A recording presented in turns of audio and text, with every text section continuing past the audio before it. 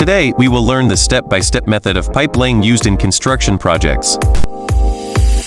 The first step is site inspection and marking. The pipe route is identified according to approved drawings and levels. Next, the trench is excavated to the required depth and width, ensuring proper alignment and safety. A bedding layer of sand or granular material is placed and leveled to support the pipe evenly. The pipes are carefully lowered into the trench without causing damage or misalignment.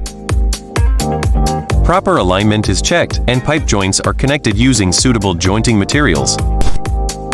After laying, the pipeline is tested to ensure there are no leaks or defects. Once testing is complete, the trench is backfilled in layers and compacted properly. Finally, a detailed inspection is carried out to ensure the pipe laying meets quality standards. This completes the pipe laying process. Thank you for watching.